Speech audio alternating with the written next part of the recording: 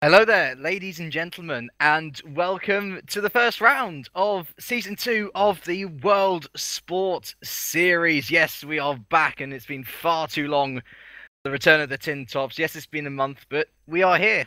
We're at Austria, and we have 2 days of Tin Tops action ready for you next two evenings. I am joined today by Mr. Bradley Vanian. Hello there, good sir. How are you? I'm good. Just looking forward to some excellent racing that we should have tonight.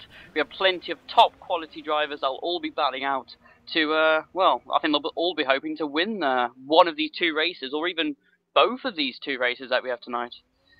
Absolutely. I should say my name is James Kirk, and I think, as Bradley has hinted on, we do have some changes for the WSS this season, not least the removal of Simon Smith, commentator. He's gone on to bigger things. He's now commentating on Super League. And so us two are now in his place and ready to get this season underway. So we've just entered the qualifying session, and to give you a quick idea of what this is, it's Super Pole, just like World GT. So one warm-up lap, one hot lap, and then that is your money spent. Wherever you, or whatever you do, that is where you're going to be. And so there's a few vehicles come out already. One of these vehicles, one of these epic racing cars. They're just in the middle sector. Epic Racing going straight off there. I don't know the driver, so if you could find out, that would. Okay, so yeah, Andy Smith. He's racing in the Formula Challenge as well. So this is a bit of a different experience for both him and Epic Racing. Now, Epic Racing are a team that started back in the day on Live for Speed, and at the start of the 2013 GPVWC season, they came back with a vengeance. They entered the Formula Challenge, and here they are, also in the World Sports Series. So let's see how we can go with Andy Smith. He's coming into the final turn. Want to get a really good exit out of that to propel yourself on this main straight, and then going up the hill to turn one. Oh no! Oh dear! The grass is not the way to go, Andy. I'm sure that I'll have a certain, well, I must say I do have a teammate probably watching this broadcast who'll be saying that that comes from the James Kirk driving school.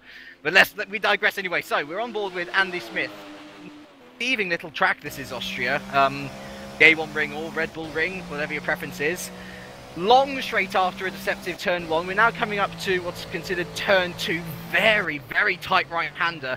And we saw in the career ladder a few people doing, well, dive bombs is the only good word for it, and it's a very difficult corner to overtake on despite slow nature. But nevertheless, we then down this other reasonably long curve straight, very bumpy.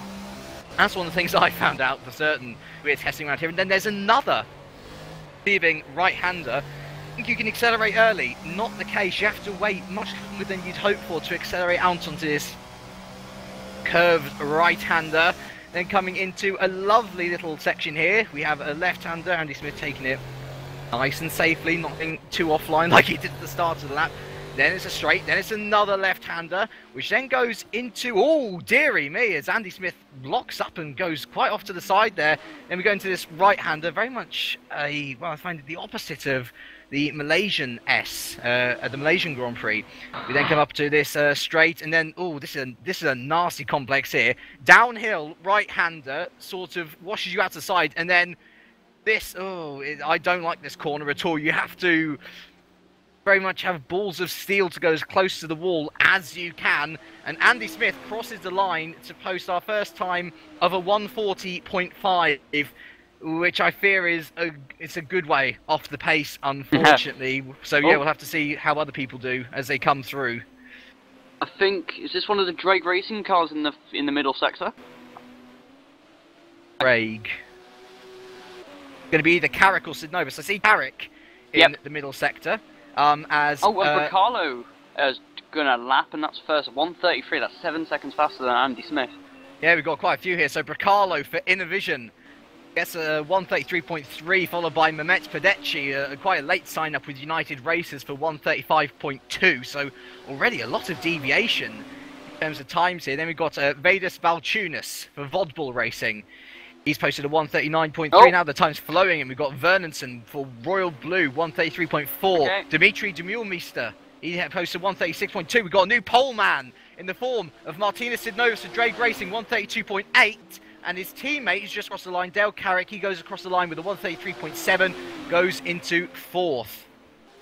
Not too bad there from Carrick, and now we're just watching Bernerson for Royal Blue Racing. He's it looks like he's actually been blocked by one of the Woods racing cars if they're both on laps. Oh, okay. Sorry, no, is it no? Sorry. Woods. Yeah, that's Woods. That'd be Dimitri Davidovich's teammate. So well, just into this happen. To be fair, I think Vernonson's already completed his lap. He's done a 133.4. And I think one of the interesting things that we're going to see during this qualifying session is, for those who watch the 2012 World Sports Series, you will have noticed the absence of a certain Torrent Motorsports team that all but dominated. What's the ooh about? I don't know. I just saw two teammates very close together, maybe even trying to slipstream, but that was Sidnovas and Carrick, and they both finished their laps. So. Ah, okay, that's good. Anyway, as I was saying, Mo, they are not returning to defend their crown. As who's that? That's Matt Clip for Royal Blue Racing going into 5th position there. Yeah, Spoliaric. Oh! Sorry, one of the Drake Racing cars spinning on his bloody on his in lap, and other cars going past. Bit of a dangerous situation there. This circuit doesn't lend itself well to passing people, but it's been actually something that's come up in in the last week or so.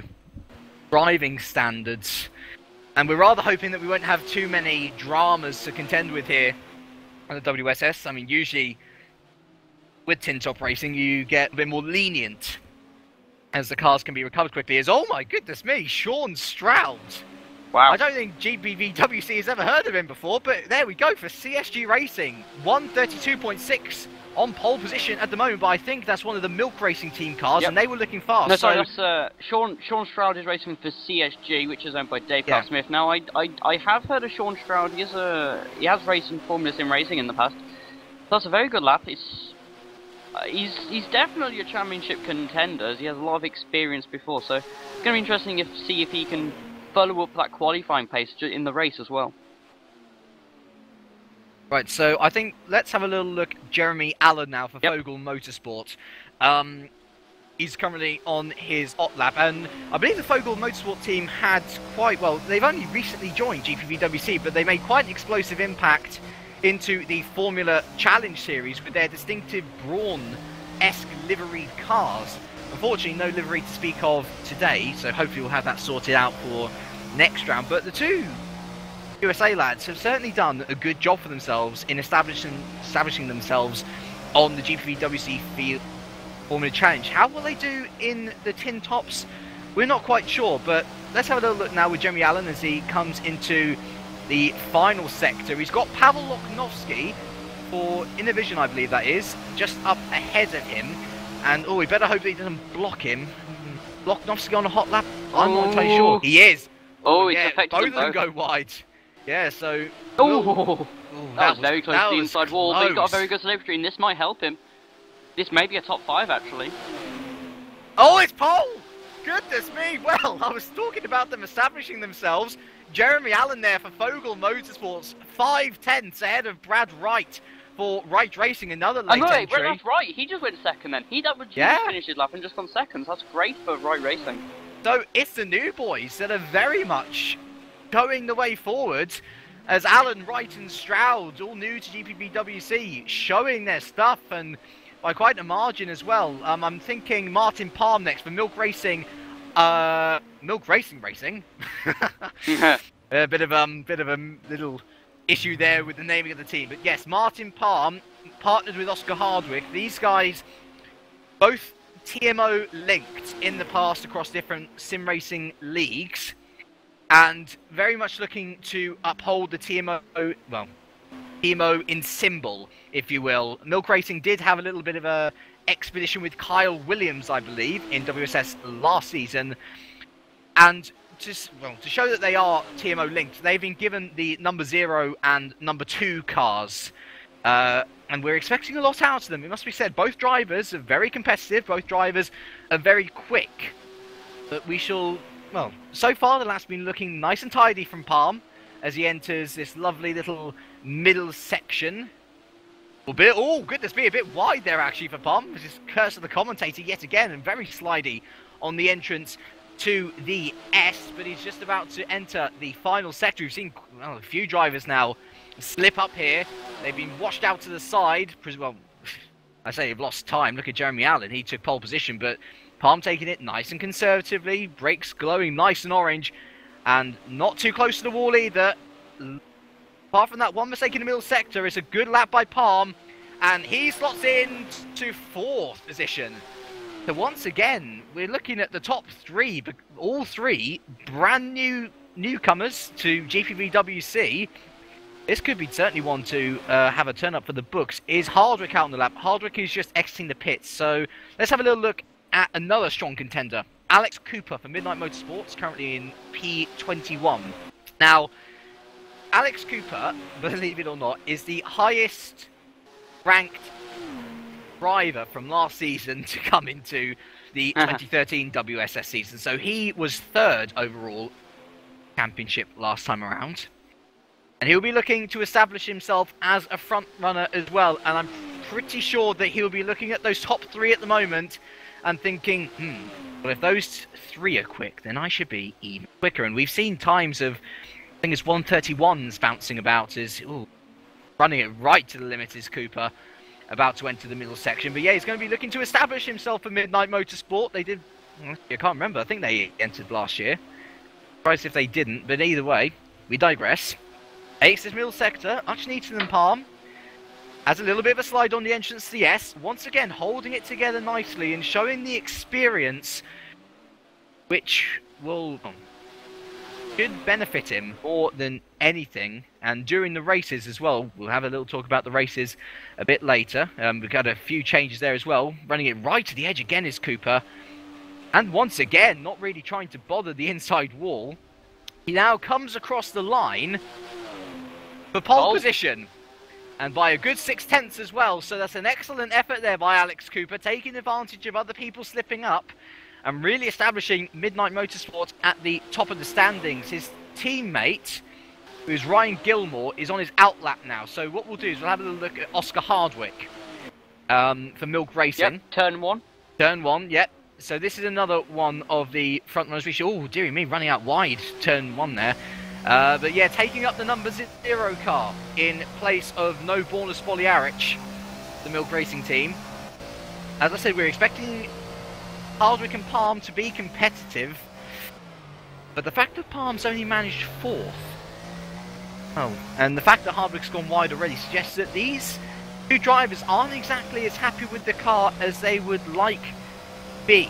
And remember, there's not much you can actually change on these cars in terms of gearing. Everyone's stuck with the same gearing, just like in World GT. It's very much about how you tailor your individual setups to individual needs. And we'll see whether Hardwick has managed to hook himself up right for the rest of the lap as he enters this middle section now, going around the left-hander. Nice and tidy once again. Yeah, very, very, very good driving actually. It's very precise. Look at that, right on the apex again, using all the track on the exit. Not bad, I think this will be let's say 2nd place.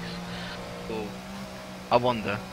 You just got to wonder, don't you? Oscar Hardwick, I mean, I've seen him in the Sim Racing Series this year, looking very feisty, looking very competitive, and he runs wide once again, like some of the other drivers, and sliding around the final corner. He's definitely lost a bit of momentum out of that corner for that slide. Doesn't matter though, he goes pole by 0.05 of a second. So an excellent lap there by the Milk Racing boy, putting his team up on pole. He will have done, yeah, Timo proud. Yeah, another guy that we should definitely look out for is Govan Keeney. He's had some, well, he's been quick in Formula Challenge, but hasn't been able to show his true potential yet. But let's see how he can do in these Porsches. In the middle sector currently. Yeah, well, he's currently on his outlap, so possibly we could have a little chat about him as a driver. Put it in a nice way. Not the most popular of drivers at the moment. Very outspoken, and I believe he got dropped from, I think it was Simink in Formula Challenge, for not adhering to house rules. He's been given a second chance with Sisu Grand Prix though, and it's clear to see that this Dutchman does have a lot of speed. He certainly showed he had a lot of speed in World GT, and it was only unfortunately they had a fuel issue that he finished where he did. But he crosses the line now to start his lap. Let's see what the Flying Dutchman can do as he enters turn 1, deceptively tight. Cuts the corner, no, a little bit wide, a little bit dodgy, but shouldn't lose too much time out of that. Oh, and sorry, Jordan Weeks has just gone into 9th. Now he's racing for FA Racing, and he was doing quite well in practice. He's recently got a Super League drive, and that's what I think he'd be disappointed by that. That's one of these things about Superpole, that if you have no second chances, if you mess up on your first go, that is it. That's it. You have no second chances. The Jordan Weeks appointment's nauseous. Sorry to go off on the Super League tangent here, lads, but I do think that it will affect his mentality as a driver, because, I mean, clearly going into the top echelon of GPVWC is no laughing matter. And the fact that he was, well into a Super Cup sort of charge, if you will. I mean, I think we know that James Shepherd's pretty much dominating that, but he was doing pretty well for himself. Super Cup, and to be brought into Super League at this early stage, considering his sort of newness to GPVWC as well, it's not exactly like he's one of the old experienced lads. He's quite new, and so maybe the pressure's getting to him. This is WSS, of course, so we never know, but we'll just have to see how he does in the race. As Go Vankini, we've been completely ignoring him for this lap. He enters the final corner. It's actually looked this is a really all right quick so lap. far. Yeah. Let's have a look. He's certainly got a good exit out of the final turn, and he crosses the line to go 3rd. So yes, the Flying Dutchman there. However controversial he is, he certainly did a good job there going into 3rd position. Is that everyone? Yes, that is. So Thomas Hazard failed to complete a flying lap. He must have had an issue there, maybe crashed his car. So he'll be starting last. But let's now go from the top. We got Oscar Hardwick for Milk Racing, pole position. Alex Cooper for Midnight Motorsport in 2nd. Go Vankini 3rd for Vodbull. Jeremy Allen 4th for Fogel. And Ryan Gilmore 5th for Midnight. Martin Palm not starting as well as he would have wanted. He's in 7th. We've got, of course, Sean Stroud for CSG is 6th. We've got Bracalo 9th. We've got Weeks 8th. I don't know why I'm doing it in such a weird order. And Morton Vernonson rounds out the top 10 with Royal Blue Racing. So already it's lovely to see lots of teams getting involved, lots of teams showing their stuff. Yes, it's certainly going to be an interesting 2 races as we begin our 10-minute warm-up. Right then, so let's go through some of the teams and drivers for this league. So we've already gone through some of these top guys, but if we go to Oscar Hardwick for Milk Racing Team, go off their livery. So they've got this very sort of cow-inspired. I tend to call them moo racing instead of. Yep. It's lovely. So they I like the cow. livery. Oscar Hardwick and Martin Palm. They are definitely looking to be, as I said before, they're looking to be top tenders. You know, top 3 I think could be what they're aiming for as they sort of inherit the position that TMO held last season. As I said before, they're both good drivers. You know, they've won multiple sim racing races and indeed leagues between them. So I think, yeah, take Martin Palm's qualifying as not showing off his full potential, because I think he would have been aimed for the top 5 at least this early race. Yeah. Who else? Oh, what about? I'm trying to find people actually. We have a look at Alex Cooper Midnight. So I think yeah, Midnight is another team. To be fair, I don't think Ryan Gilmore's out on track at the moment. So yeah, I think the name Midnight speaks for itself. Again, they should be looking for top 3 and nothing more, or sorry, nothing less, I should say. Yeah, that's a nasty crash there. Well, we've already spoken about Alex Cooper. He was the highest placed person to be in 2012 who's rejoined for the season, and he also did quite well in the 2012. Well, then it was the Winter GT Series, which is now the World GT Series. Meanwhile, Ryan Gilmore, he's been racing in Formula Challenge. He hasn't been doing too well. He has been doing very well. He's had some good results. He got like a podium at Australia, and he really asserted himself as a driver. And I think in the future, he'll be able to go into Super Cup, as well as, you know, maybe even fighting for a championship or two in these Tin Top series, or at least working with someone for a constructor championship at the very least. Definitely a good team player is Ryan. I have been really impressed with how he started the season on the challenge. Actually, he's been looking like a really solid driver. Anything, maybe not deep in terms of outright pace, but he'll get the car home for you. And considering some of the races we've seen this season across the entire GPVWC, that's a very, very good attribute to have. But actually, I don't think well, maybe we could have a little talk about other teams after race 1 is finished, but to be honest, there's a lot of people in with a chance of good points here. And it's one of the knock-on effects of not having TMO back to defend their championship, because they dominated. I think TMO won 5 out of the 6 rounds last season. Of course, it's been expanded now. We have 10 rounds instead of 6. Canada and Nordschleife have been dropped from the calendar, but everything else from last season has been included, with the addition of here. We're at Austria. We've then got Hungary, Spain, Monaco, Turkey from last season, but then we go further. We've got Silverstone, Monza, Spa, Magny Core, and we finish up at Nürburgring, which is, well, it's a good load of tracks actually, and we do vaguely follow the career ladder for a bit. And then we go on our own. And yeah, there's a few drivers just crashing into each other, and I don't know why. Okay.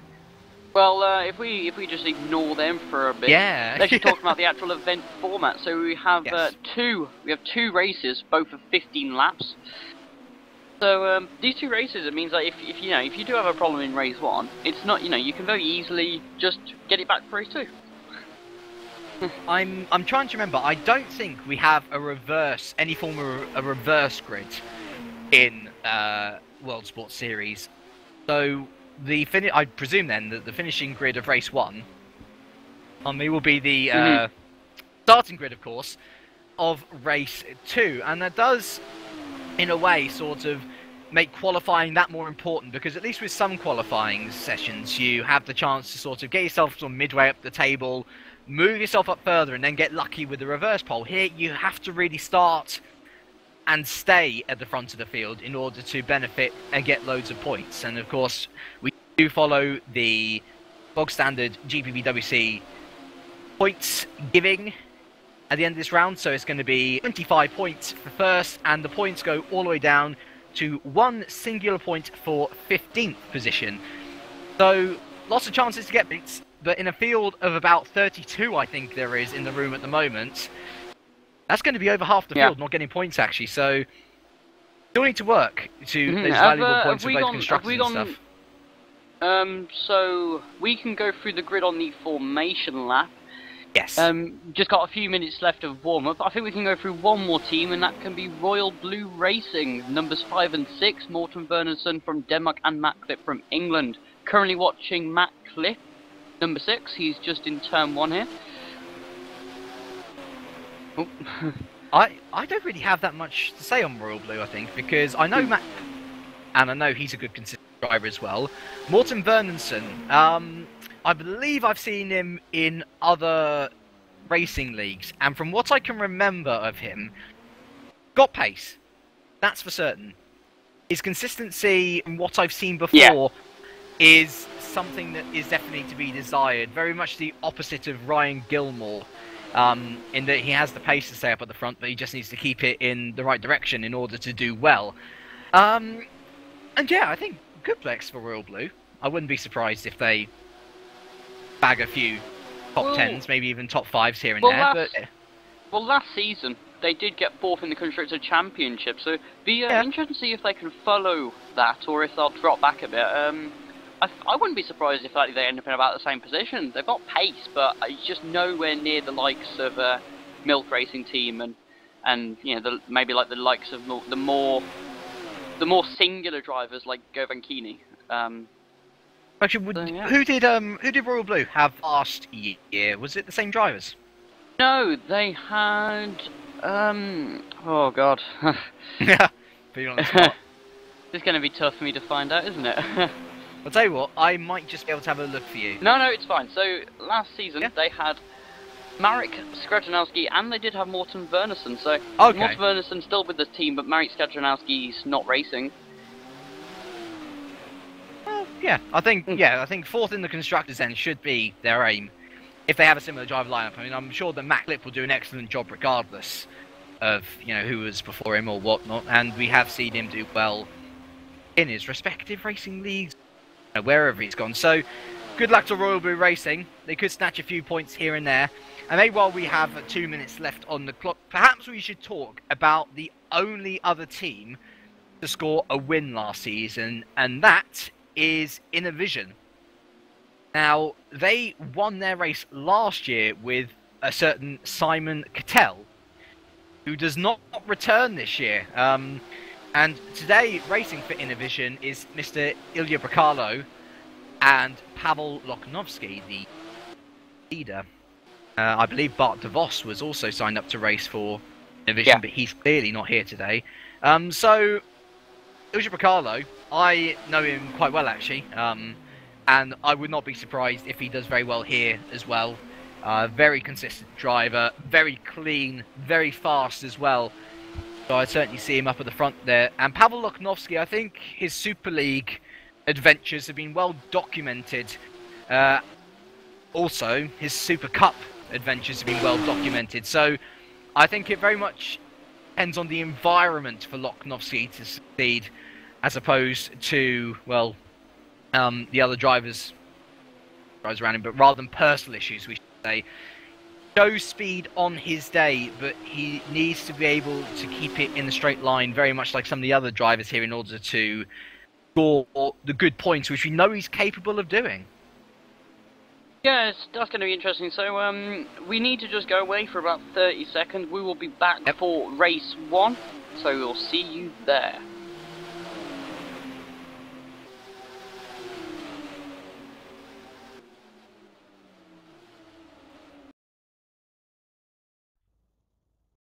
Okay, so we are back for the first race of the 2013 World Sports Series here at the A1 ring. 15 laps. So we have Oscar Hardwick on pole, if we can just find him. Not taken to track yet. No. Ah, yes, now he has. Right, let's let them get onto the grid, and then as they go around, I think we'll get on the grid. A little bit of horn beeping. A little bit of excitement fills the grid as we are off on our formation lap. So yeah, if we just go through the grid then. So in first position we have Oscar Hardwick for the Milk Racing team. So very good pole position there, but only just behind was Alex Cooper in second place for Midnight Motorsport. To run through the rest of the grid, as it's quite hard for me to. Absolutely, certainly, buddy. So then in third we've got Govan Keeney showing his speed for Vod Bull, followed by a very impressive performance from Jeremy Allen for Fogel Motorsport. Then we've got Ryan Gilmore for Midnight, Dawn Stroud for CSG, Martin Palm for Milk Racing, Jordan Weeks for FA Racing, Ilya Bracalo for Innovision, and Morten Wernersen rounds out the top 10. We then go to Ben Warren for Racing Team Scroton. Then we got Dale Carrick for Drake Racing, Pavel Loknovsky for Innovision, Simon Crane for SS Motorsport, Miles Dixon for the impressive liveried Slipstream. I do love those Slipstream liveries. We've got Scott Sovic for FA Racing, Matt Clip for Royal Blue, followed up by Lee Davidson for Epic Racing. Yeah, that's another very nice livery in my opinion. It is. There's a lot of lovely liveries, I think, down the field. As we move on to John Hicken in 19th for Infinity Esports Racing. Then we've got Mehmet Fedetchi. Apologies if I've said your name wrong there, Mehmet, for United Racers. Dimitri Demure-Meester for Woods Racing in 21st, followed by his teammate, Chris Williamson, in 22nd. Then Vidas Balchunas takes us in 23rd for Vodbull, followed by Andy Smith for Epic. The two Simmings of Tom Parker and Roy Schroten not qualifying very well at all, considering the prowess of Simmink. Glenn Guest, not a very good qualifying session for him by his standards either. He's down in 27th. Jake Cooper is in 28th. And Ihab Abbas rounds out the rest, or rounds out the field in 29th United Races, and I noticed that Mr. Thomas Hazard has not rejoined us, which is a shame, but there we go, I guess. So, the field bunches up around these final corners as we go on board with Oscar Hardwick as he starts doing his burnouts. And yeah, this is going to be a very good, interesting 15 laps of action as we sort out the men from the boys. Will there be a crash? I certainly hope not. It ruins the racing, in my opinion. Yeah. But yeah, and indeed the personalities of the drivers. So, how will we do? That's the question. Yeah, the back of the grid is now lined up, it seems, so the lights should be going away in a few moments. Not in position? Oh yeah, I see someone moving around there. So the engines go on. And the lights come on. And we are racing! And this is the first ever round in the 2013 WSS. We are away with Oscar Hardwick, a great start by Hardwick. Sorry, I think that's Jordan Stroud going through the middle for second place. It's going to be very close there for second, third and fourth. Oh, and it's three of Oscar Hardwick's gone wide into second place.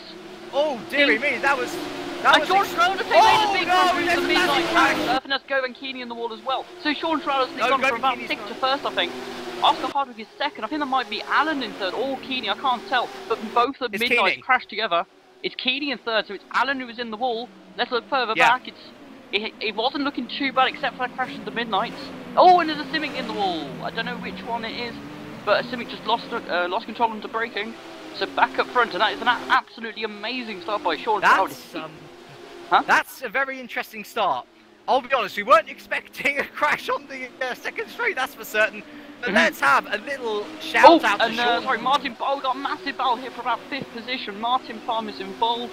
And who else? I think that might be Jordan Weeks. That's Jordan Weeks, Martin Palm. We've got, who's that behind him? I think that's Dale Carrick for Drake Racing. Oh, well, got the Innovision side by side with a massive train behind them. But, sorry, I thought we had a car off, but no, we don't. So let's go back up front. Let's see how Sean Stroud and Oscar Hardwick are doing. It's closed up now. So although Oscar Hardwick is about 7 tenths behind, he's now only 2 tenths behind, so he's going half a second in 2 sectors.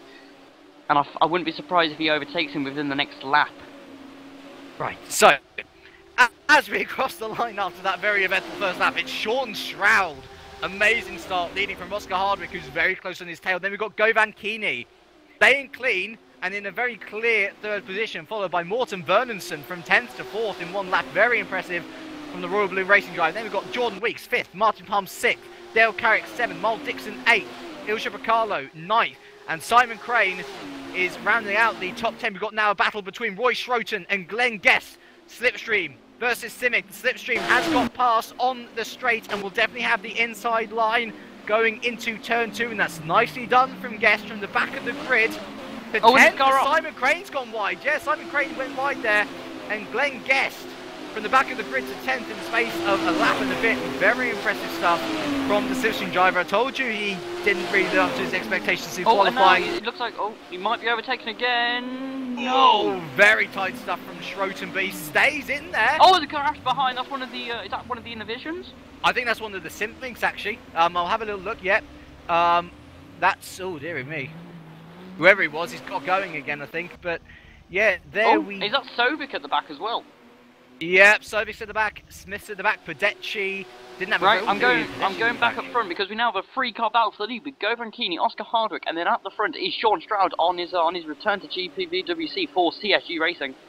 He's taken a much tighter line into the opening into the final turn, which means that Hardwick has now got an absolutely amazing run onto this main straight and into turn 1, while Govan Keeney has set the fastest lap. Going into turn 1, Oscar Hardwick brakes a bit earlier. And cuts the runs a bit wide, contact made. That's cutting the corner, Oscar. And Govan Keeney's gone around the outside for 2nd place, and he might even take the lead at this rate. That's, no, that's a bit naughty from Oscar, because he didn't have he didn't have a legitimate go-through, and he cut the corner, and so if you ask me, Mr. Oscar, you need to move over and let Sean Stroud through.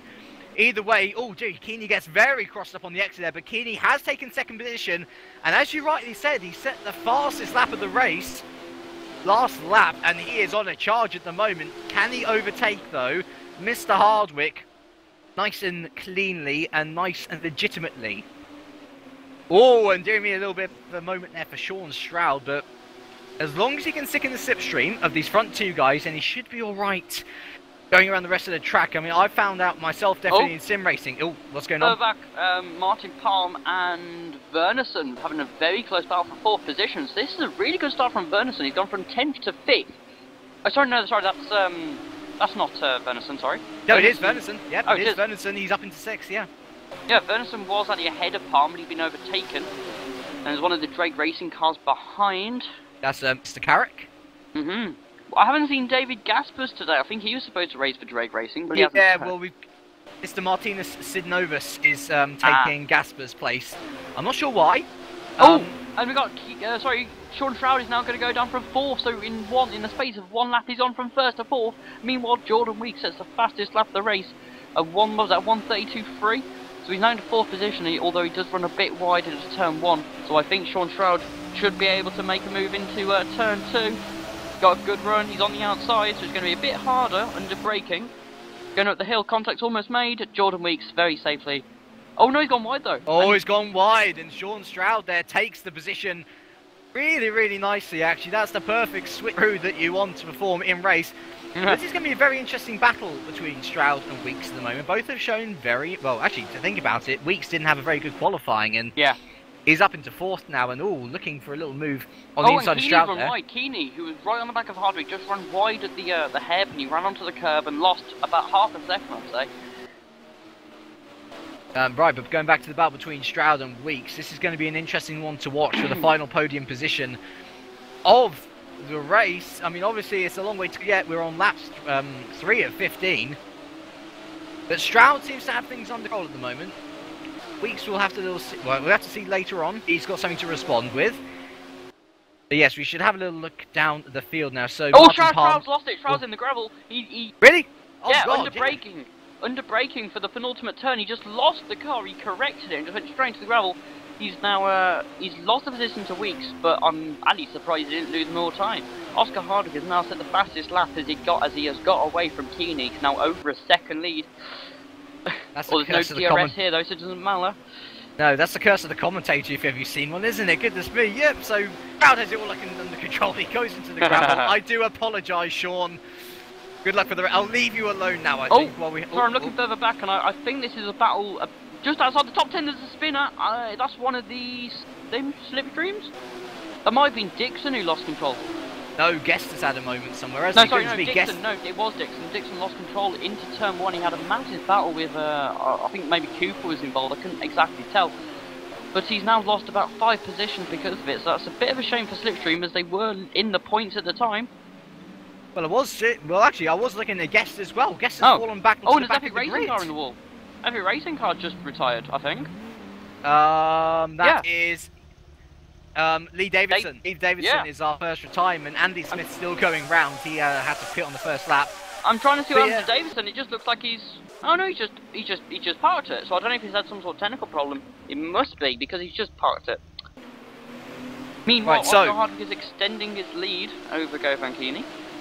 And I must say, Stroud has lost a lot more since we first feared. He's now down to 7th and quite a way behind the battle between Von Vernonson and Carrick, who have moved up into 4th, 5th and 6th respectively. Sean Stroud now has Ilja Bracalo for Inner Vision to watch out for, and oh goodness me, I think Stroud may have a bit of damage because he's taking things very tentatively. And in fact, I don't know if you noticed, but he's lost control in the middle sector. He's lost about 3 positions. Yeah, I did say he's lost 3 positions. Yeah, Bracalo has just gone through as well. So did it look like Stroud had hit the wall or something? Because no, I don't think he hit the wall at all. He just went on. He just hit the grass. But he's back on the inside of Bracalo into turn 2. Yep, he's got that move done and dusted. Or has he? Yes, he has. No, it's nicely held by Stroud, but one must wonder whether he's feeling a bit of pressure on his return to GPVWC. Simply because he was riding so high. He was leading the race after a fantastic start and done nothing but fall back so far. So, yeah, maybe it's worth having a little look at this one now for the moment. I think it's the closest one. We have a 3-car battle here for 4th position, just outside the podium. Martin Palm, Vincent Carrick and there. Carrick. Yep.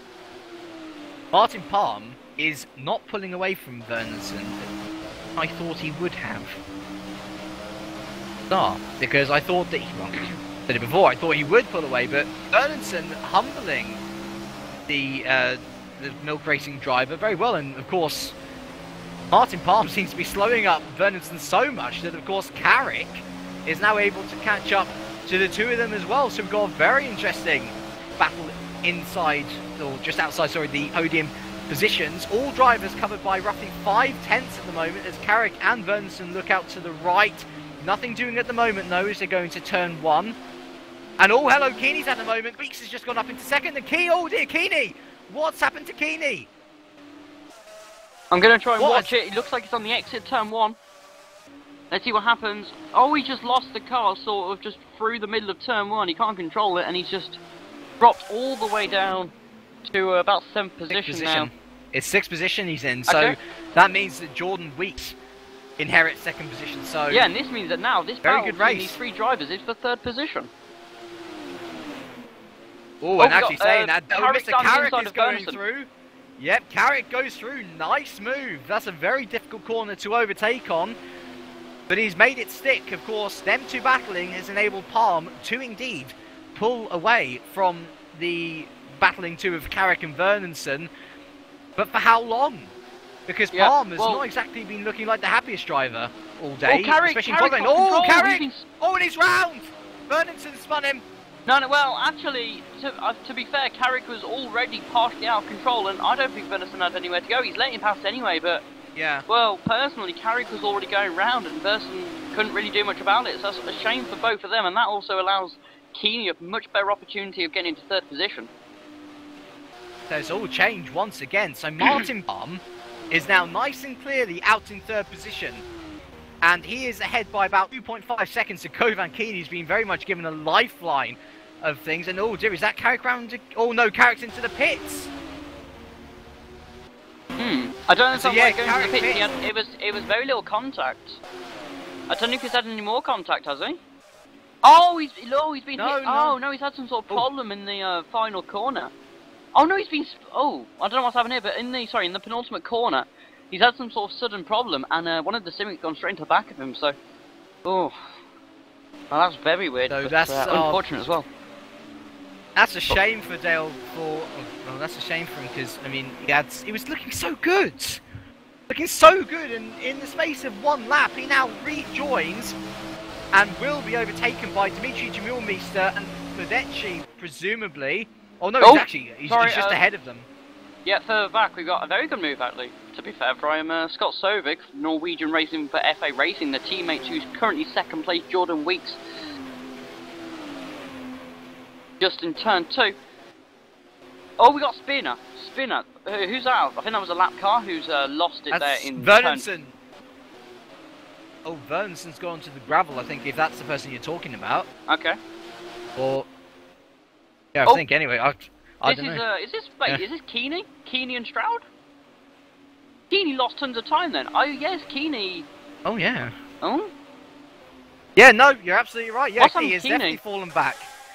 I'm not sure, but either way, he's definitely fallen back into the clutches of Sean Stroud. Under braking, so just as Keeney turns in for turn 3, just lost the rear of the car.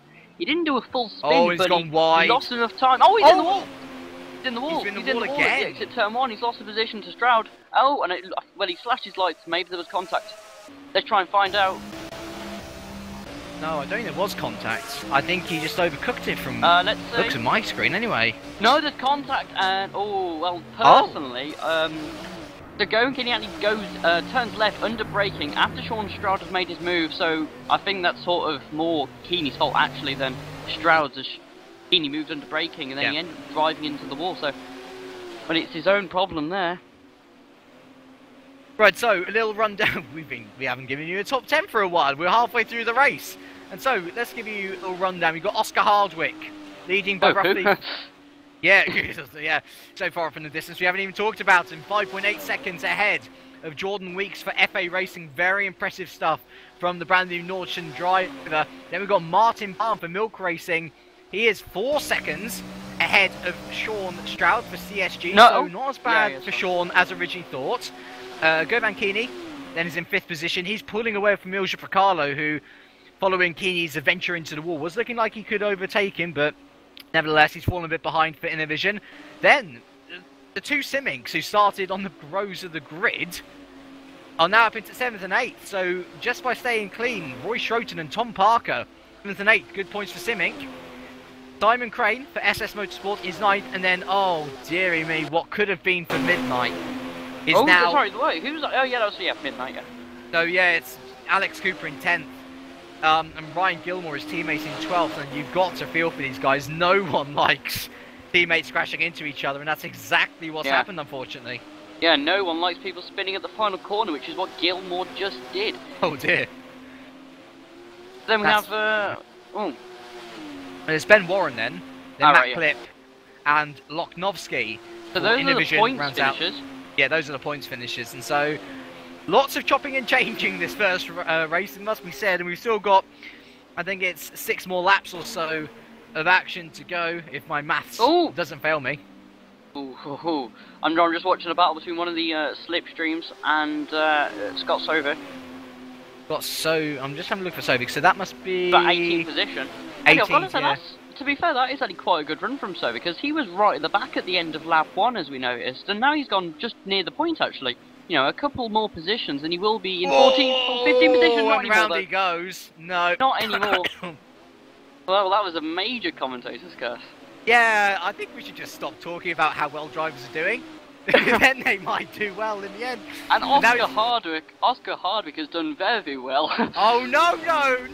Oh. I think Oscar Hardwick had a bit of a cheeky move by cutting the corner, but I don't think anything should be taken away from him. He's extended the gap to Jordan Weeks by a further 5/10. He's now 6.3 ahead of the FA Racing driver, so dominant performance so far from the Milk Racing driver.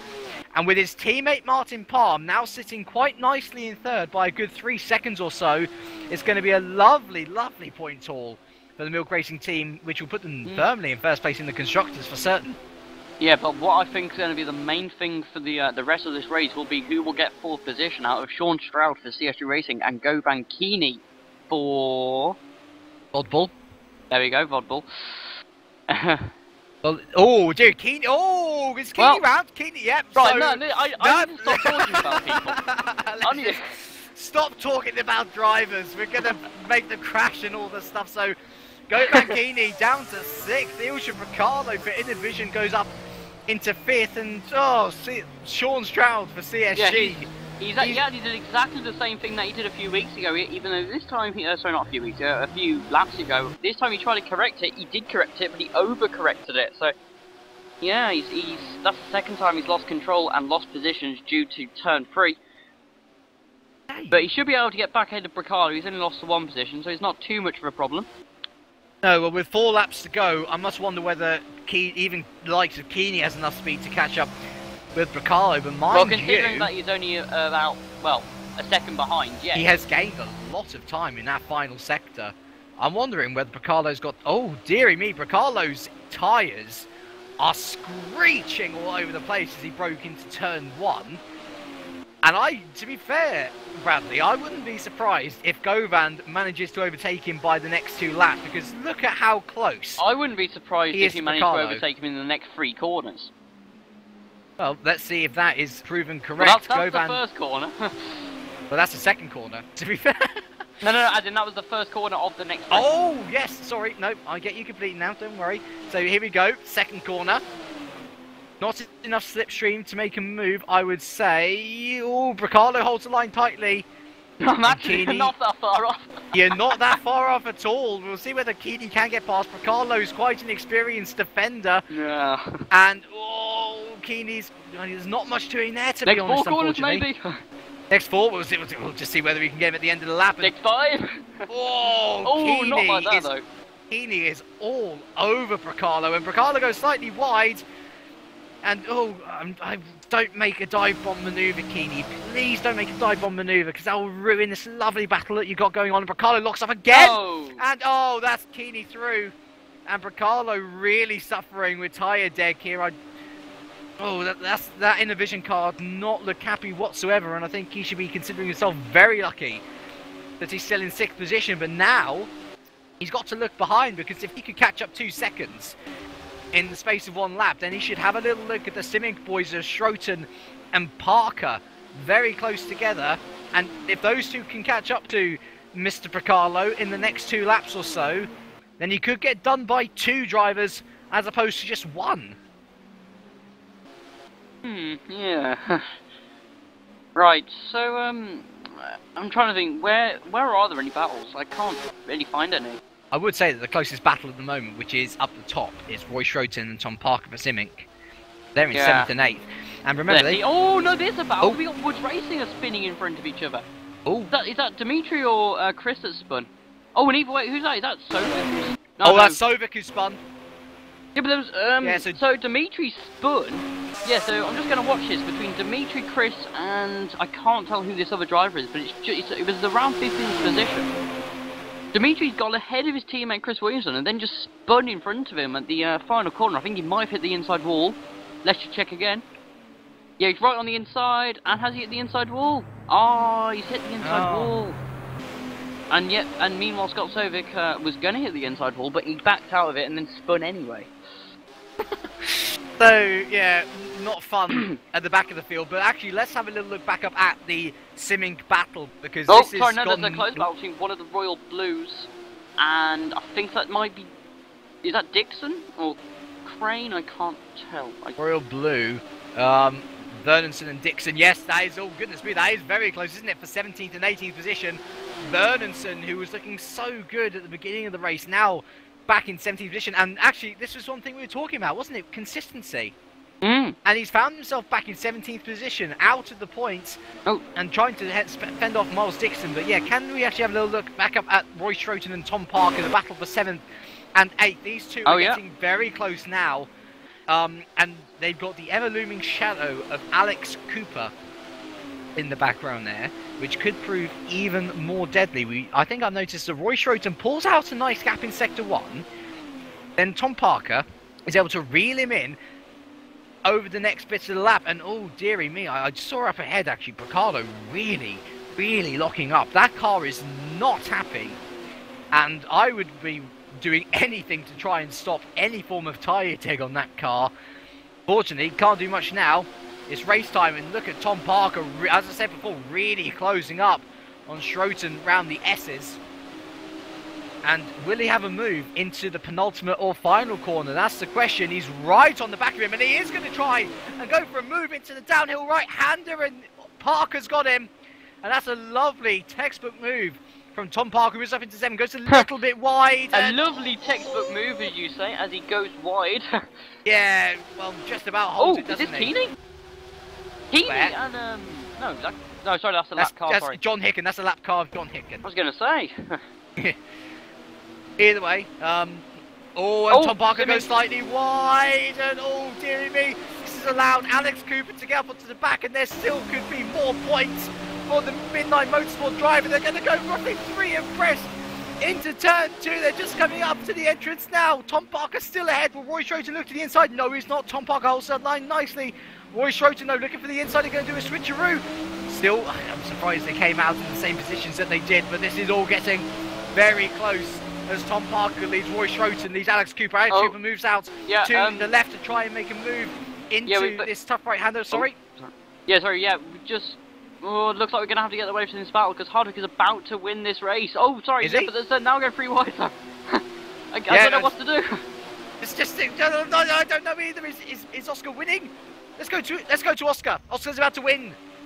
Right, so Oscar Hardwick, right. What a manic first race. But Oscar Hardwick wins it. Right, he's won. Now go. No, yeah, okay. Oscar Hardwick back to the battle with Tom Parker and Roy Schroten. It has actually spaced out a bit.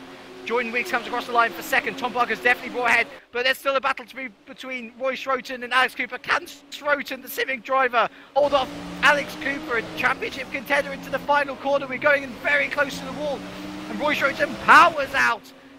Has Alex Cooper done enough? He goes to the left, but no! Roy Schroten just about holds on. Goodness me, that was... Oh, my goodness. This was nowhere near as long as the World GT Cup, but I've already been tired. How am I already tired from this? Unbelievable. Right. So, let me get my breath back. So, let's go through... Oh, dear me, the positions then. So, winner of the race, Oscar Hardwick for Milk Racing. Jordan Weeks, very, very impressive second position there, followed by Martin Palm, lucky, if anything, get him into third. Sean Stroud, excellent start, terrible middle bit, wonderful last bit. He finishes fourth for CSG, followed by Govan Keeney, who was a bit all over the place, but still manages to finish fifth. We then have Ilja Picalo in sixth. He didn't have a very happy looking car, but he stayed out of trouble. He got points there, and you got the two Siminks of Tom Parker and Roy Schroten. Alex Cooper, after that disastrous first lap, takes ninth. And then Mr. Jeremy Allen takes 10th position for Fogel Motorsports. So, oh, goodness me, that was exciting, wasn't it? Goodness me. Well, yeah, that's, well, we, I don't know what to say, really. I think the race speaks for itself. Yeah. And thankfully, we now have a 10-minute warm-up session before race 2. So we can catch our breath back, and perhaps now would be a lovely time to have a look to see whether anyone has posted anything in the chat or stuff like that, because it'd be lovely to see a few comments from guys watching the race. Like, anybody underperformed in this race, or do you think it was more about the overperformance? I think people underperformed. Obviously, Jordan Weeks underperformed in quali, but was quick in the race. Govan Keeney underperformed due to his consistency.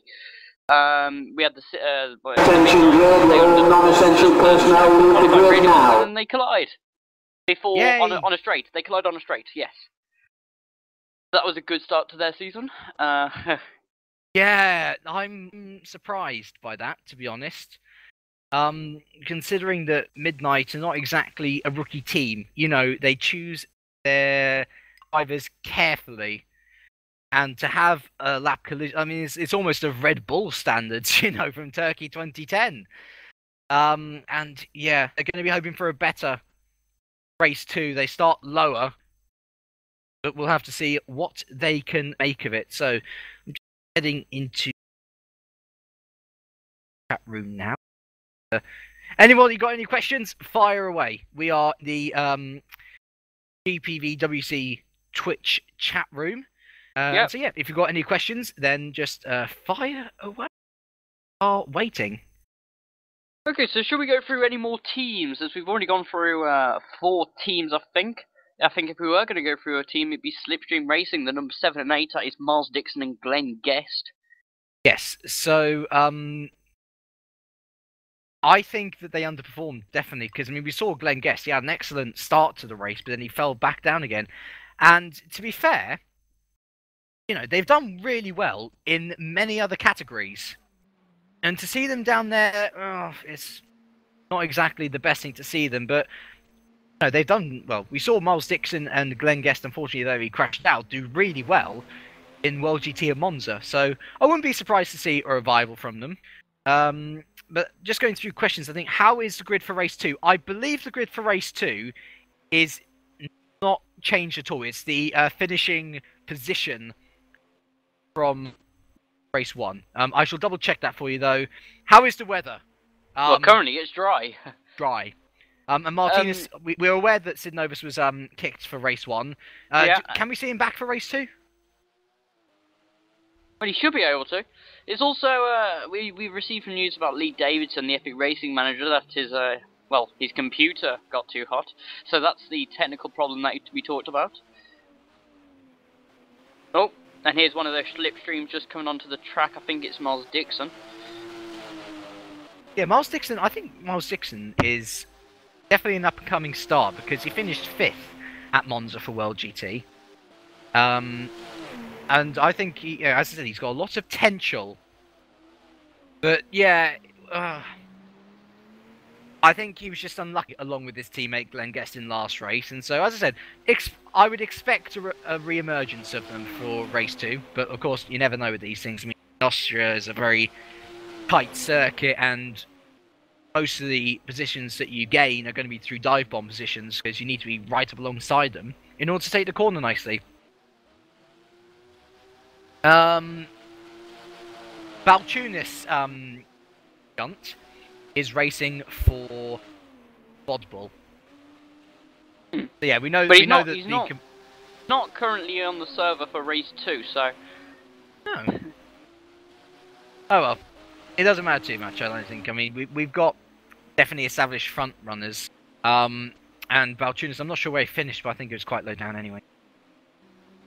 Yeah, I think the main point which I've been able to get out from what we saw here, race 1, is stay clean in dual game positions. That's the only thing. That's the one thing which I've learned, because I mean, even in World GT, you know, you could be a little bit more. Well, I say aggressive. You could be a little bit more free in terms of your driving style. Here, you have to be really conservative, otherwise you're just going to lose a hell of a load of positions, as indeed the Midnight Motorsport guys did after getting crossed up with each other. Yeah, I don't know if it was both of them that were at fault, or if someone else was at fault, because I know that involved Jeremy Allen as well, but I don't know if it was Jeremy's fault or one of the Simics' fault. So it'd be interesting to see if we can find that out. So yeah, we're just finishing up with a warm-up, and yeah, I think exciting first race, a good first win for Milk Racing. Can we see any other drivers possibly putting their hand into the arena? I mean, could we see Jordan Weeks if he gets a good start, for example? Do you think we can see him pulling away, or do you think the speed of Oscar Hardwick's going to be a bit too much to defend for 15 laps? Well, if someone is up at the top to, you know, who's got good pace like Jordan Weeks, and he can actually stay at the top for the whole race, then yeah, definitely. You know, he got one of the fastest laps in the race, and if it wasn't for his poor qualifying, he would have definitely been fighting with Oscar Hardwick for the win. And so was Go Vankini as well. Keeney had good pace. He was, you know, but obviously he was inconsistent. And as you said, it was, you know, if you just keep it on track and be conservative, you're going to do a lot better than if you're really quick, but you're constantly making mistakes. Absolutely. So, how long we got left? We've got 5 more minutes left. Lovely. So, let's see how many drivers we actually have. I did notice a few people had DNF'd. Unfortunately, the race was so manic, we couldn't actually cover it. I think I saw Jake Cooper, as we've covered already, Lee Davidson, crashed out. And it is a shame to see people go. But I think we've actually got less drivers for race 2 than we do race 1. I certainly don't see Sid Novus for a start. So, yeah, I think, yeah, we'll, for everyone who's wondering where drivers are, because I know there are a few drivers here which are on the wiki or indeed the competitors page, I will be updating the wiki page as soon as. I've taken it upon myself to do the World GT and WSS pages, so you should get accurate drivers and other things like that as soon as possible. So, yeah, there we go. So, looking at race 2, we have the Midnights starting midfield. We have Oscar and Palm, indeed, starting on front. But to be fair, Bradley, I don't think we should be looking at qualify, or we shouldn't be looking at the grid at all, because anyone can go anywhere. It takes one small mistake to fall down to the back of the grid, from what I've seen. And alternatively, you could also look at Go Vankini. I can't remember how many incidents he had during that race, but he still managed to find himself in 5th. So yeah, it's going to be difficult to predict, really, who's going to win races from now on. Well, yeah, it's like at the start of race 1, we thought, oh look, Oscar Hardwick's had a good start, and then halfway up the hill to turn 1, he's in 2nd behind Sean Stroud, who'd gone from about 6th to 1st. Anything can happen. Oh, so let's have a little look what else I can talk about. So, yeah, looking at the calendar, I'm just having a look to see what sort of races we're going to and like what sort of shenanigans we can expect. We're going to Monaco again. Oh. That's going to be interesting. I think Monaco was infamous last season for causing a huge, like, half-grid pile-up, I believe. I can't remember whether that was on the career ladder or WSS, but I believe that the race replay wasn't actually put up because it was bad, I think. That's what I can remember anyway. Then we've actually got really nice non-tight tracks. I mean, we've got the likes of Hungary, Circuit de Catalunya, Istanbul Park, Silverstone, Monza, Spa, Magny-Cours, and Nürburgring. So I'd say, if anything, Austria's going to be a bit of a cat amongst the pigeons. Given that it's very tight, very twisty. Yeah, I think if we're worried about the driving here, we shouldn't be worried about it in future rounds. Because, of course, Hungary, which we go to in 2 weeks' time, of course, WSS is on a bi-weekly basis as opposed to the monthly basis for World E. So, yeah, in 2 weeks, I would say perhaps we'll get a better idea of where everyone is rather than people crashing into each other and having random race winners. Yeah, I think Hungary's a much better test for the drivers. It's not really a longer track, but time-wise and also the actual track-wise, it is different. You know, Austria, it's mostly just straights and sort of medium-speed corners, while Hungary, it's tight, it's flowing, it's twisty, and it's really tough to overtake. This is one of the easiest tracks to overtake on the calendar, along with Spa and Monza. Yeah, so it's really interesting to see how the drivers will cope towards the different tracks. Some people might prefer the faster tracks like this circuit, but others might like the twisty nature of Hungary and Monaco. I think Oscar's one of those drivers, because we saw him leave. It was on his Formula Challenge debut, of course, for the Backmarker Brigade, which is considering a name change, I presume. That he won a race. He did find himself in his Backmarker Brigade's natural position of the back of the grid in race, but you know, nevertheless, he did win a race in Formula Challenge on his debut. So, yeah, I think perhaps you're absolutely right. You know, maybe there are these drivers who just prefer these sorts of tracks, and who knows? We could see Oscar suffer in the later races like Monza and so on. But yeah, at this moment, guys, I cannot tell you a single sausage of what's going on, because the form guide has been pretty much thrown out the window, because there's no Spoljaric, no Boy van der Laar. We can't tell you that either of the Torrent Motorsport guys are going to win, because there are none of them here. So yes, we've got about 7 seconds left until race 2, and then we'll get going again with the grid. I'm really hoping I'm right on the fact that the starting grid is going to be the finishing position of the last race. Are you? No! There has been a reverse grid. Top 15, it seems. Top 15, yeah. So, top 15 reverse. Guys, we apologise. We had absolutely no idea this was going to happen. And so, this is going to... Oh, God, this is going to be even more crazy than last race, I can tell. I haven't even got a cider to make my throat better. So, are you covered on that? So we have Matt Cliff for Royal Blue Racing on pole with an Innovision driver in second. That would be Bricalo. No, it's Pavel Loknovsky. So as the guys go off, let's just go down the grid, shall we? So on pole position for Royal Blue, Matt Cliff. He'll be very happy with that, I think. We'll see how he can do. At the front of the pack, he's then followed by Pavel Loknovsky for Innovision, Ben Warren for Racing Team Stroton, Simon Crane for SS Motorsport, and well, we were saying that the Midnight Motorsport guys were going to start in the middle of the pack. Not anymore. Ryan Gilmore for Midnight Motorsport, he starts in 5th position, followed by Jeremy Allen Fogel, and then his teammate, Gilmore's teammate Alex Cooper. So the 3 people that are involved in a crash on the straight are now starting again in similar positions next to each other. Yes. Oh, this isn't going to end well, is it? Let's have hope. Let's have hope. Anyway, we digress. Roy Schroten starts 8th, Tom Parker at 9th. Ilja Bricalo starts 10th for Innovision, followed by Govan Keeney for 11th. Sean Stroud for CSG in 12th. Martin Palm 13th. Weeks Fefe Racing in 14th. And then race 1, race winner, Oscar Hardwick starts in 15th. He'll have a bit of work to do to get himself back up the grid. Then for Slipstream, we've got Mileston, followed by Morten Verneson for Royal Blue. He's then followed by Ehab Asper United Racers, Glenn Guest for Slipstream, Mehmet Padecci for United Racers, 2 Woods boys of Williamson and Demilmeister. And Drake Racing's Carrick, such an unfortunate end to the race for him there.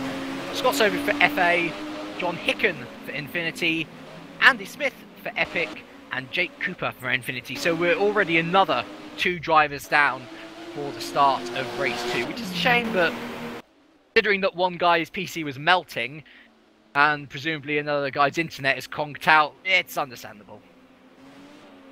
Right then, so just coming around the final corner. So Morten Bernison for Royal Blue had a good qualifying last time, but was inconsistent. Maybe Matt Clip can change Royal Blue's sort of fortunes. Yeah, fortunes. Well, he didn't seem to make much of an impact on race 1, unfortunately. But clearly, he managed to finish 15th, so he's got a point. And I've got to say, getting that front row, well, front position, is really important and can make a really big difference. Now. I know for a fact that in the opening round of the Formula Challenge this season, Scott Sovic was 15th and he was the first, and he ended up finishing 6th. Now his normal pace was not up to that position, but he managed to get that position, and it just shows how important it can be to get that just that 15th place in race 1. So let's we see will if have to see. Follow that up. Indeed, the lights are on. The lights are on. Oh! And there's a bit of a full start there from Ben Warren, but we are away nevertheless. What a start from Pavel Lokowski. Already up ahead of Macklin in first. We've got Simon Crane challenging for second position. He will be to second by corner 1. There's not many incidents at the back of the field, which I can see so far. And everyone is the Scott Sovic, and I think that was one of the United racers who had gone wide. Oh, right, okay, so apart from that, I'd say, though, much cleaner than last time. That's a good thing. So, coming up into turn 2, Pavel Lokowski for Innovision leads from Simon Crane. Ryan Gilmore up into 3rd position already. He's gone past Matt Clip. And now Jeremy Allen for Fogel Motorsport. He's looking for a way past Matt Clip as well. It's all very close up at the moment, and there's a bit of light flashing behind, but Jeremy Allen is indeed nicely behind Matt Clip. He's then followed by Alex Cooper for Midnight. And second place. That's moved down the inside from Gilmore. Midnight. It's Gilmore up into second. Big carnage behind. I think that might have been Ben Warren who's got that's Ben Warren's out. Yeah, Ben Warren, one of the United Racers cars, is round as well. So carnage, not at the first, well, not the second straight, but later in the lap, and that is a real shame for some of the drivers there. So let's have a little look at this ball up at the front. Pavel Lokowski, Ryan Gilmore, and Simon Crane. Simon beginning to drop back already, and Gilmore looks like he's on a charge. He wants to make up for the absolute torrid start to Midnight's WSS campaign for 2013, and already he's looking so much quicker. And Lokowski going into the final corner to end lap 1. Will he be able to get him on the entrance to turn 1 even? It looks quite likely as he crosses the line. It's Lokowski from Gilmore, Crane, Clip, Cooper, Allen, Schroten, Carlo, Stroud, and Keeney rounds out your top 10. Gilmore looks to the inside, doesn't get anything done though. Lokowski manages to hold the position, and Gilmore goes slightly wide.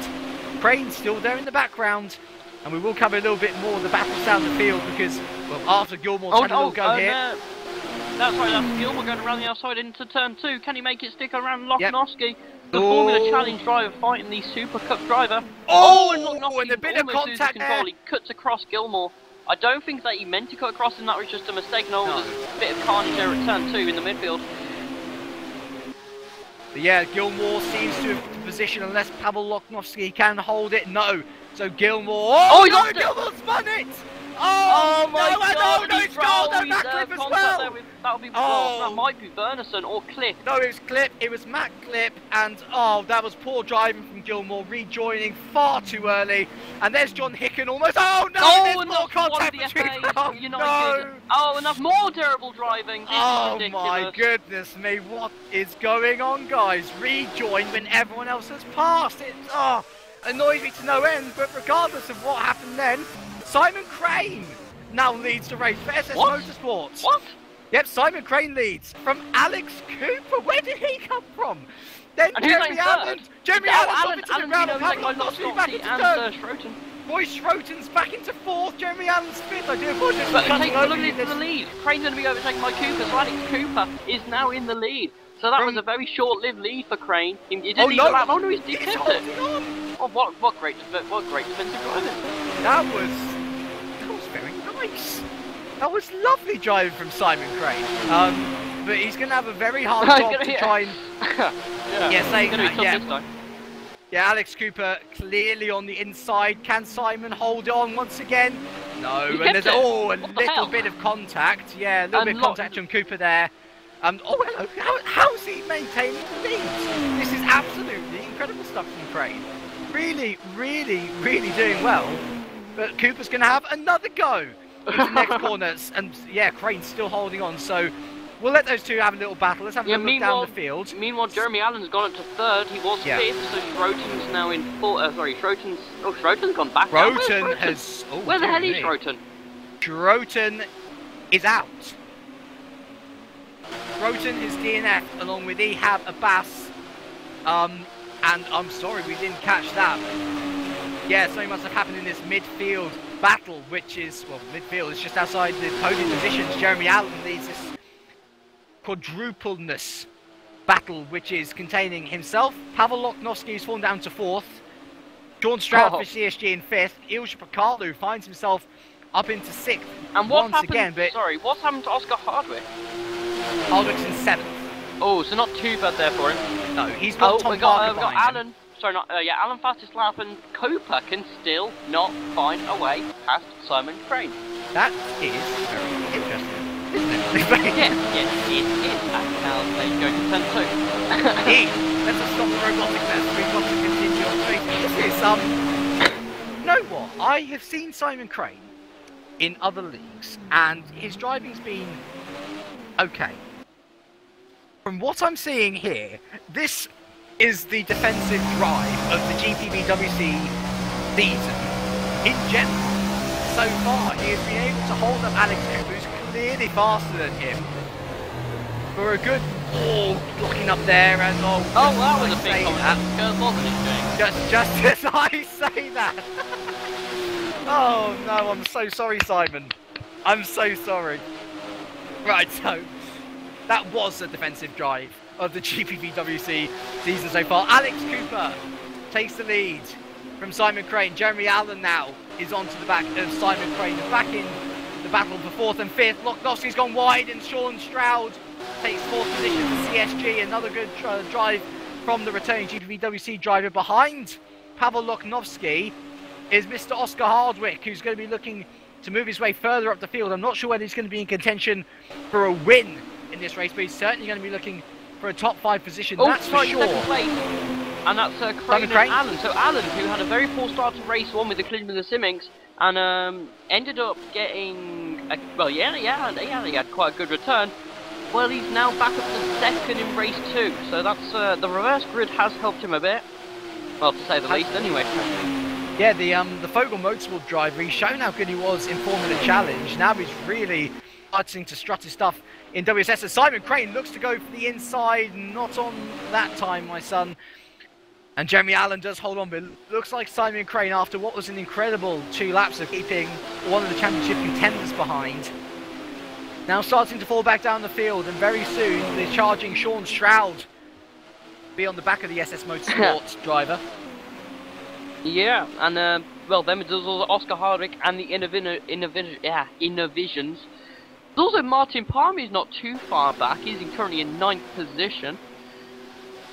He's just ahead of Jake Cooper, who of course DNF'd last time round. So this is going to be good. Oh, and is this oh wow, De Meulemester. Sorry, no, it's Wernerson and De Meulemester. So De Meulemester has come from about 17th, 18th to 11th. So that's another good start for him in these opening 5 laps of this race.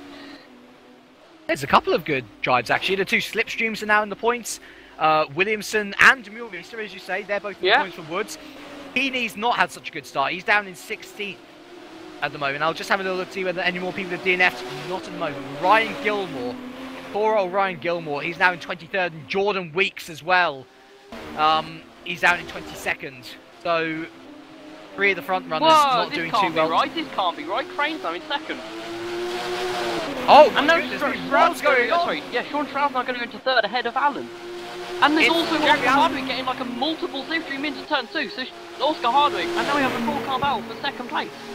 Goodness me, I don't know what's going on, but it is going to go much into a diamond formation into the corner.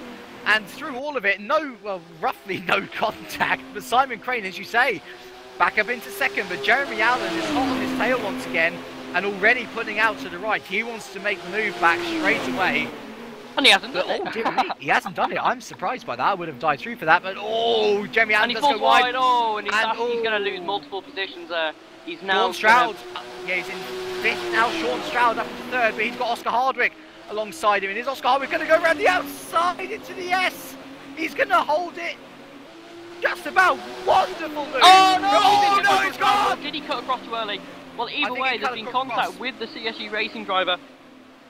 And he's rejoined just in front of his teammate Martin Palm. I'm going to watch that on replay because that is a defining moment in this second race. If he got this, he would have been on course for at least a podium. Let's see. Did he cut across too early? Oh, I don't know. Oh. Well, he was off the track and then, well, I don't really know what to say about that. But that's unfortunate it's 50-50, isn't it? Oh, Hardwick. He spent all that time closing in on that about second and now he's dropped right out of it again. And this has allowed Allen to try and make his way back past Stroud into turn 1. He can't do it, but Simon Crane's now in second place still. Oh, and Stroud's run wide. Oh, and Allen Sean Stroud's gone wide. Sorry, third. Yeah, no, he's into third, yeah. Yeah. And he's looking to take Simon Crane as well. He's done it already. But Simon is... Oh, no, he's lost it already. Wonderful move.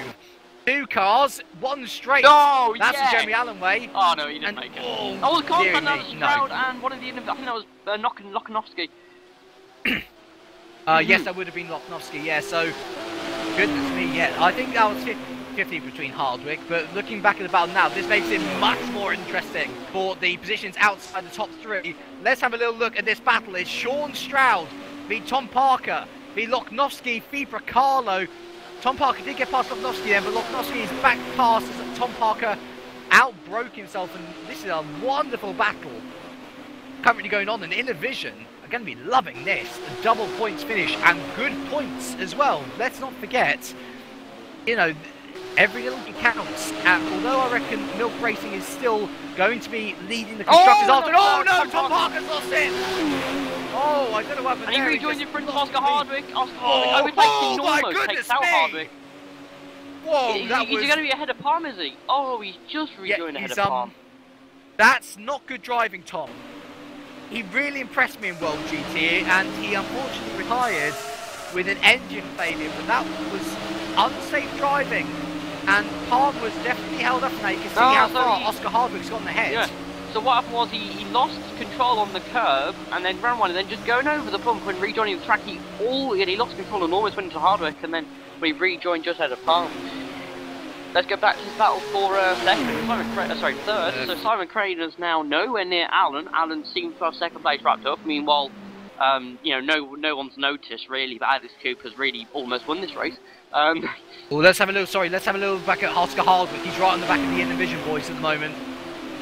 He's right on the back of Bracalo.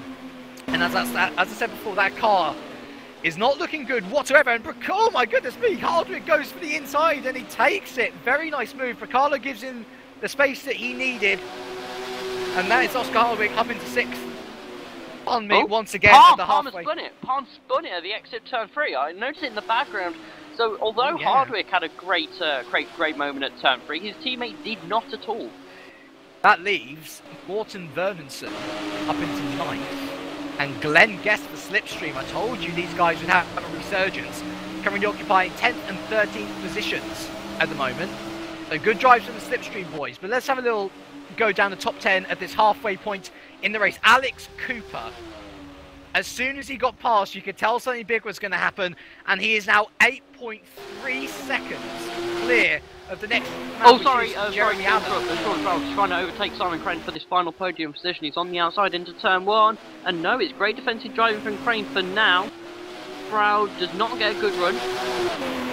Yeah, we've seen how good Crane's defensive driving was before.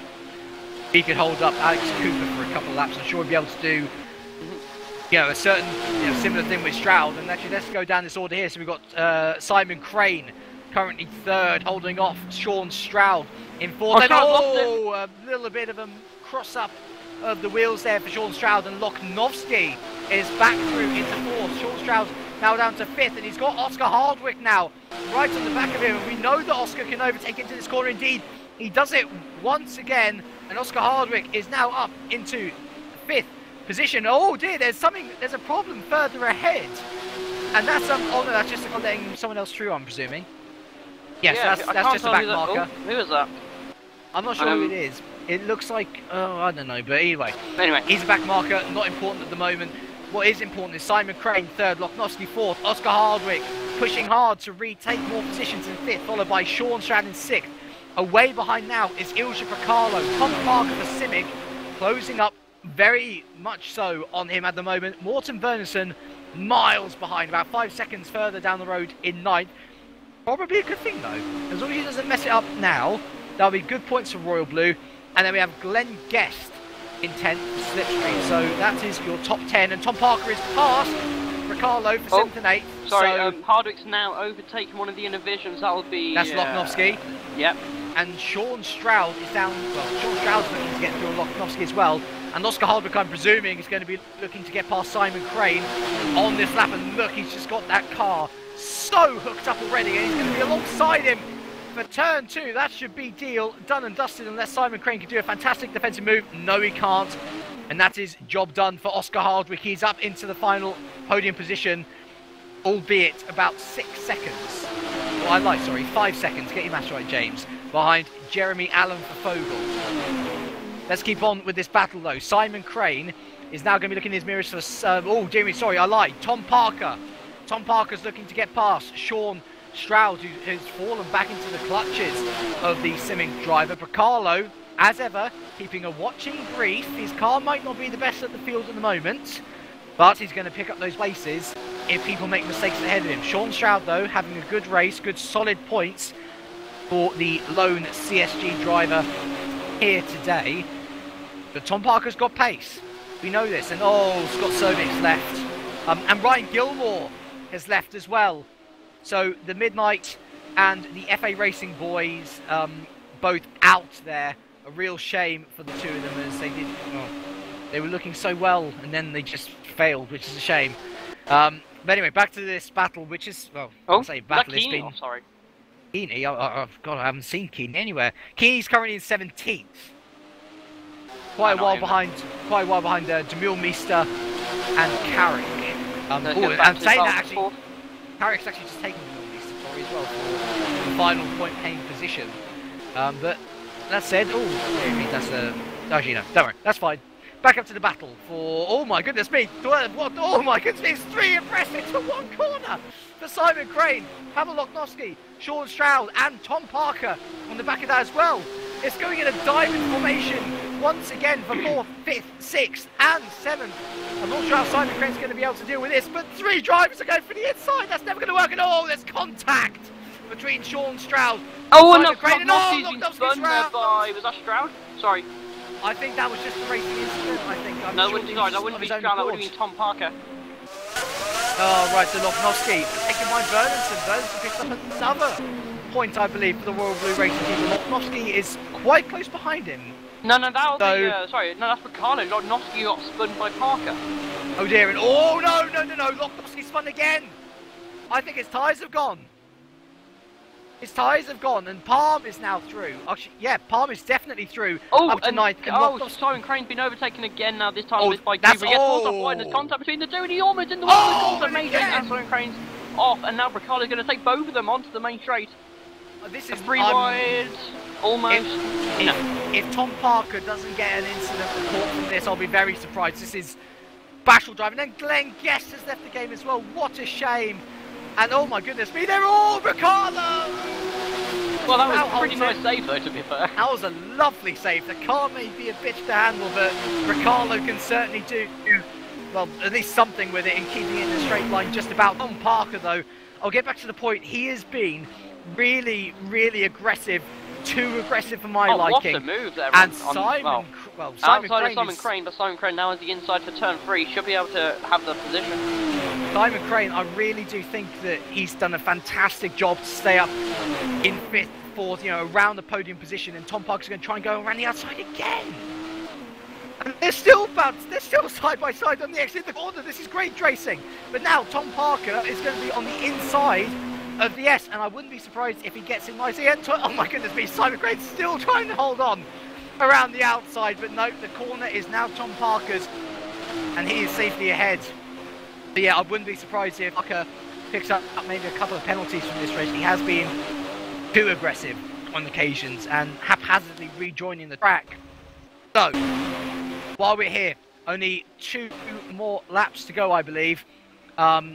Lognovsky has spun again, he spun so yeah, it maybe again. his tires have gone out. And now Jake Cooper has gone by into 10th position. A real shame for the Estonian driver who was looking so good. You know, a really good double points finish with his teammate. But that Innovision car seems to have suffered more tyre deg than the rest of the field. And we've seen in Bracalo, we've seen it now to a much more greater extreme with Pavel Loknovsky and the 2 drivers falling back, unfortunately. So, quick coverage of the top 10 at the moment. Alex Cooper now 11.4 seconds ahead of next man Jeremy Allen, who's about 3.4 ahead of Oscar Harlow from Milk Racing. Sean Stroud, nice and safely in 4th position. Good stuff there. And here's a battle for 5th and 6th again. Simon Crane looking to get up on the inside of Tom Parker. I think Tom Parker's got the better straight line speed, unfortunately, for the SS driver, and he's going to try and hold it around, but Simon Crane, oh no, Simon, keep it on track, son! And oh, that was a bit of a dive bomb, and that's now Ilja Ricardo. Oh, I don't know, back of it as well. Simon Crane got the position still. Oh, just about. That's closed the battle right up behind Bracalo, Morten Verneson. Really, really good drive from him so far into 8th position, followed by Martin Palm, just off the track, unfortunately, in 9th position, and Jake Cooper for Infinity Esports. Not a great race won, but by staying clean, he is in the top 10, and that's going to be a good start for the Infinity boys, who are looking for a bit of a jump start now to their campaign. Let's have a little look back on Simon Crane v Ilja Bracalo, though. Bracalo's going for the inside, and I should think that he'll be up ahead of the SS Motorsport driver by turn 1. Indeed, he is ahead on the straight. And yep, that is job done. The Innovision driver is back up into 6th position. Oh no! He's gone very wide there. And he is going to be mugged, I fear, by Morten Verneson, who once again is picking up those points. And that is what's going to be most important. Very impressive drive from Morten at the moment. And indeed, yep, that is 7th position taken for the Royal Blue Racing driver from Ilja Bracalo. He'll just be wanting this race to end. Those 2 cars look like a real handful, the Innovision boys. And yeah, that's a real shame for them. They need to sort out their setups for next race for certain.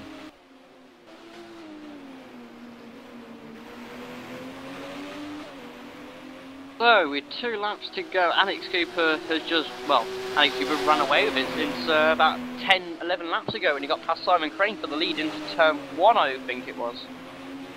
Was it? I think it was turn 1. It was turn 1.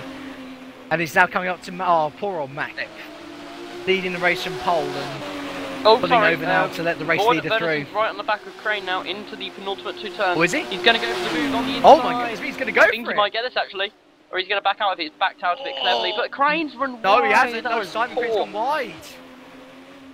That's such a shame, but Verneson, that's really good drive.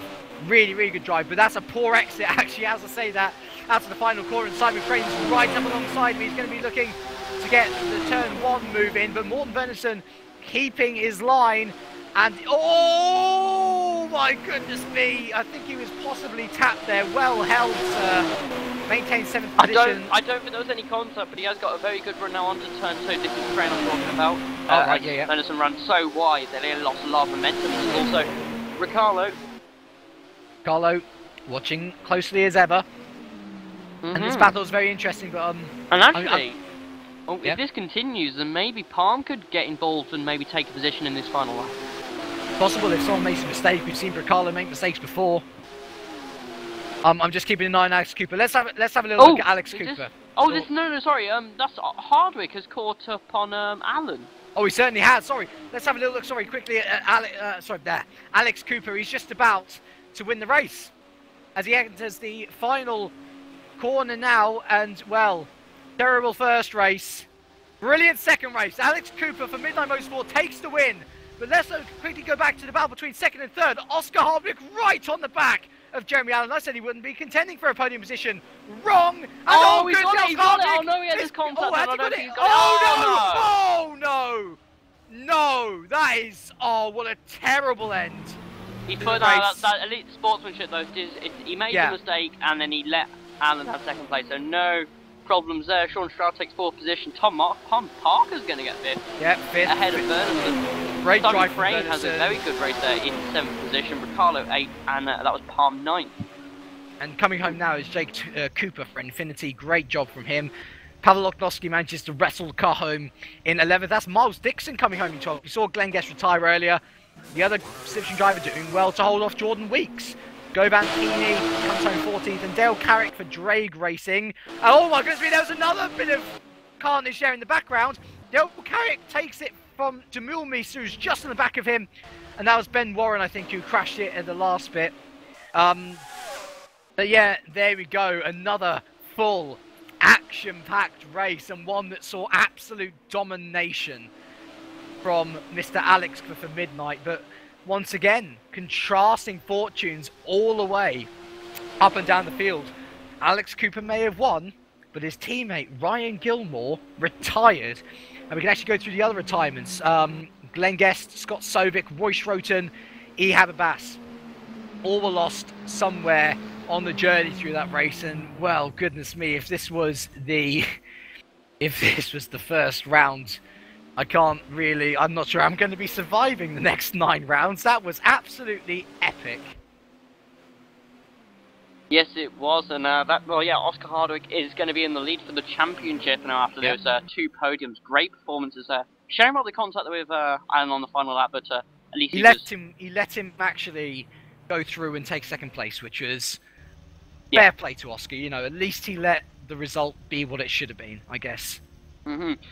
So, I think let's just calm ourselves down by watching the GPVWC 2013 video. Okay. Then we'll be back with interviews.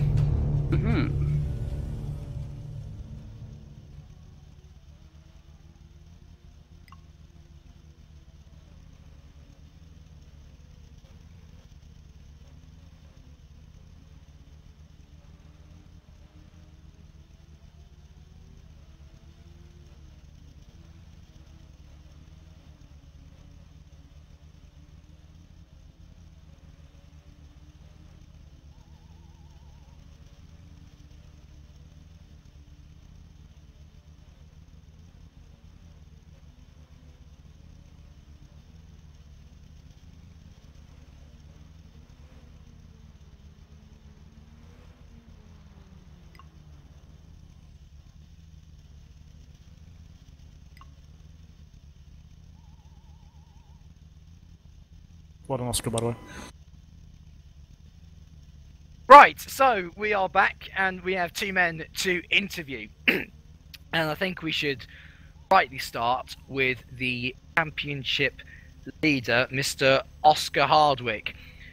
Fantastic performance. Hello, hello. It's a fantastic, fantastic performance in both races, from pole position to the race win in race 1, and despite a few troubles in race 2, you still came home for a podium position. I mean, obviously there was a little bit of contact with Mr. Jeremy Allen in the final corner, but gentlemen let him through in second.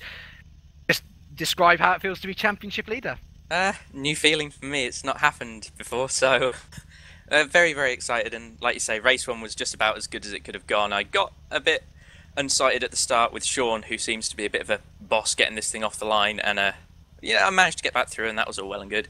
Race 2 with the reverse grid, it's always going to lend itself to a bit of rough and tumble, and that's definitely what happened. I don't think there was too much bad stuff going on, really. A few questionable moves and cuts here, there and everywhere from a couple of drivers, but nothing major. And then with Jeremy coming into the final corner, I've been catching him all lap, I've been pushing as hard as possible, but even though I was alongside, we sort of got hooked onto each other and it spanned him into the wall, and that's not the right way to take second position, so I gave that one back to him. Well, I think it's refreshing to hear such gentlemanly gestures coming out from, well, a deserving championship leader at the moment. And then we've also got here in the room Tom Parker, reasonably solid races for Sim Inc. I'd say race 2 definitely a bit more dodgy than the second. There are a lot of sort of moments, but you know, good points still earned. I think it was a 5th and 8th that you got. How do you think that Sim Inc. by the end of the season can be competing for wins, or do you think it's very much just about getting points on the board for Sim Inc. at the moment? Well, thank you, obviously, first. But yeah, it was 5th and 9th, by the way. But no, 5th and 7th, actually. No, even better. So yeah, I love that. But no, maybe in race 2, I might be able to nab a win. But race 1, I think you've got Oscar, you've got other people who are just ridiculously quick, and yeah, it's not going to happen.